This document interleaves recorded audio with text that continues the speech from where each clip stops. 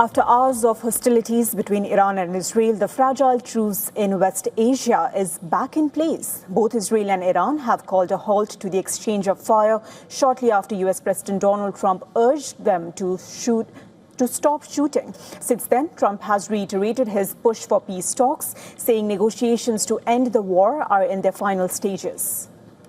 And we're in the final throes of what will be a very, very good deal that will not allow in any way, shape, or form nuclear weapons, etc. And the strait will open up right away. It'll open up immediately upon signing, which could be in 2 or 3 days. The breach in the fragile truce was brief, but it revealed much about the changing equations and priorities in the region.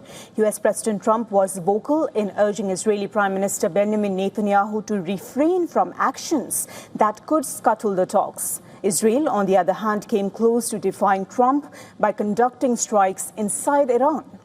However, it ultimately chose to heed the American leader's call and later announced a pause in hostilities. The latest episode now, it lays bare the strains that have emerged between the United States and Israel over this war. It also highlights the political pressures faced by the respective leaders. Facing intense pressure from his domestic base, Trump has been pushing for a negotiated settlement with Iran. The war with Iran remains unpopular in the United States, especially among his MAGA supporters. A wider conflict reignited by Israeli actions, it could prove politically damaging for Trump and the Republican Party.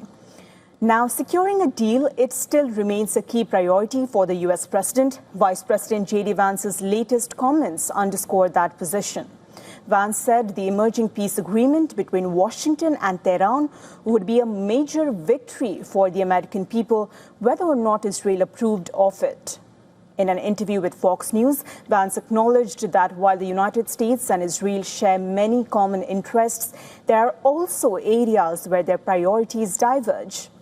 Trump has so far kept Israel away from the negotiating table. Reports suggest that Netanyahu called off a major strike on Iran with fighter jets already on the runway after Trump instructed him not to escalate the situation.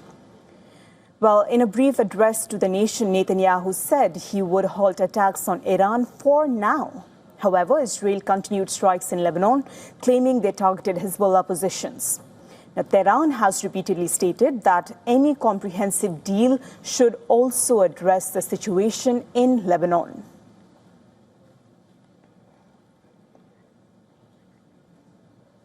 Well, earlier we had spoken to some experts on this. Take a look. Well, I think from Donald Trump's point of view, both of them are very important. Of course, he has the election coming up in November. And of course, he has said many times to Benjamin Netanyahu over the telephone, they speak regularly, 3-4 times a week on a regular basis. And that's before these skirmishes do occur. If I may just correct you, because I think that I heard you say twice that it was Iran who actually was retaliating, retaliating against Israel. In fact, on Sunday, the Israelis got word that the Iranians were going to attack. They actually sent out messages across Israel to those from the home command front, saying that incoming missiles could perhaps come in the next few hours. And then 10 minutes beforehand, they sounded those alarms. And then Israel responded on that particular side.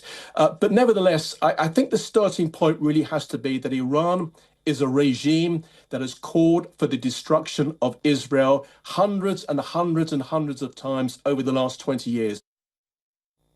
I mean, I believe what's happening is that Iran has understood that they are in a situation in which they can resist, and there are limits to what the US administration is willing to do. And the Iranian regime understands that there are differences between the US and Israel. So in order to maximize its potential gains, Iran is trying to exploit these differences between the US and the Israeli positions to the maximum possible. And we see that Iran has also understood quite early in the war that Trump's Achilles heel is the economy and the Gulf states and the pressure by the Gulf states towards Trump. So what Iran is basically doing is putting Trump in a position where he has to decide between his relationship with Israel and what his geopolitical ambitions vis-a-vis Iran is on the one side. On the other side, his relationship with the Gulf states, his relationship with his domestic support base ahead of the American elections, midterm elections,